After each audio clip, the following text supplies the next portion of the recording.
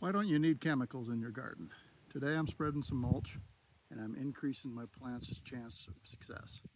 I've got a garden that I planted in a raised bed, and last year was the first year that we planted it, and it was just topsoil, some wood chips for mulch, and I gave it one application of a bioreactor compost extract spray. It did amazing.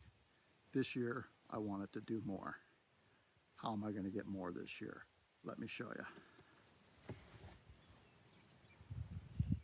So we have got some mulch that we're spreading. Now I had mulch last year and it was just a wood chip. This mulch here is a little bit extra special. So it's the same wood chips, but they've been aging for a year. So they are inoculated with my home territory's microbiology. It's 80% wood chips, aged wood chips. Then I've added about 10% rabbit manure. Rabbit manure is a nice, gentle, cold manure. Gives you a nice, even application of NPK. Then there's also 5% biochar in there, and there's 5% bioreactor compost in there. I mixed it all together, made sure it stayed moist, then I let it sit for a week. And what does that week do? It gives a chance for all the microorganisms and the fungi that are in the wood chips already and in the rabbit manure and the bioreactor compost to spread out and evenly disperse through the whole thing. It also gives it a chance for the biochar, and here's a little biochar here, to get colonized with the organisms. If you try to spread it on there without inoculating biochar, it'll start pulling stuff out of the ground, and you're going to see a poor result because it's pulling nutrients out of your soil for the first several weeks anyway. So here's one of my beds right now, and it's doing pretty good. You know, it's got some of the old mulch from last year on it. You know, we've got some beets. I've got a zucchini that's going well. I got some tomatoes, got some lavender and some peppers, some flowers, some dill, various herbs. There's some chard over here. I had to cut some of the zucchini leaves back because it was kind of overtaking the bed, and that's what you're seeing laying on the ground there. Why does this work so well? What it's doing is adding extra biology and bacteria and fungi to your soil, and that's what's mining the nutrients out of your soil and making it available for your plants. Adding chemicals to your soil is killing the biology in your soil, and sure, your plants are going to uptake, you know, some of the nitrogen, phosphorus, you know, potassium that you add, but the rest of it's just going to leach away. This is providing life, a life system for everything to coexist. It's all going to be in symbiosis.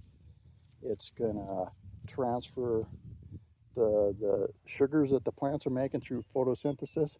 The plants are going to send that down to the roots. It's going to trade it to the fungi and the bacteria for other nutrients that the bacteria and the fungi have. It's all a big network. Another thing that I'm hoping to do is, of course, increase yield. I want more nutrition. It's been documented that since the 1960s, there has been a serious decline in the nutrition of the food. So basically, you know, you're eating more because your body is craving certain nutrients, but it's not finding it. So if we are adding those nutrients back in, you're eating less and having a healthier lifestyle. Another thing is, if you're adding chemical inputs, you know, that's expensive. This isn't. This is just time. time and patience, you know. And if you don't have rabbit manure, you know, well, I'm sure you can find someone that does, or use another source, you know, use a composted source of steer manure or chicken manure. There's plenty of other farmers out there. There's plenty of people that are looking to get rid of that, and you can use that. So all we do is we're going to take, you know, forks full of this stuff. We're going to apply it. Get rid of the feeder here.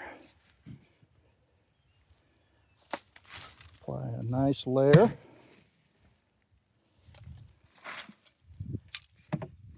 And we're going to work it around all of our plants and whatnot. This is going to protect the soil. It's starting to get hot here in Montana. It's the 2nd of July today, and it's 90 degrees today. The sun is beaten down. It's just went behind a cloud right now, so it's not horribly bad, but it's hot out. You know, it's 90 degrees out here. Kind of humid for this time of year for Montana.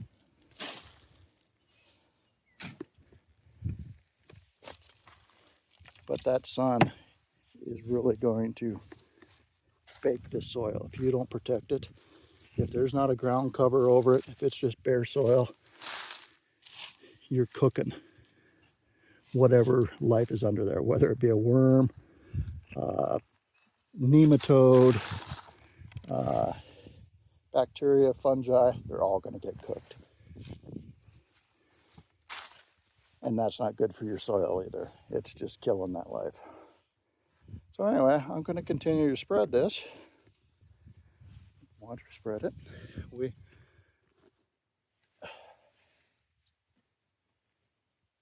we're going to watch this garden explode.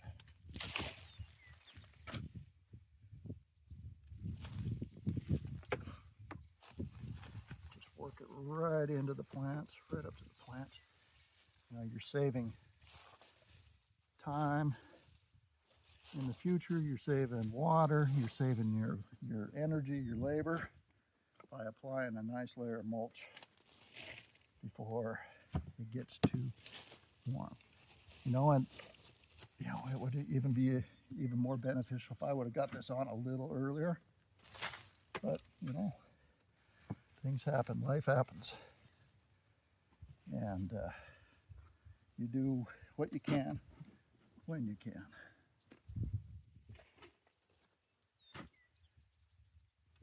Anyway, that's what Asking Amber Soil Systems is about. We're taking ancestral knowledge, modern science, and regenerating the land one root at a time. Keep on watching, there's more to come.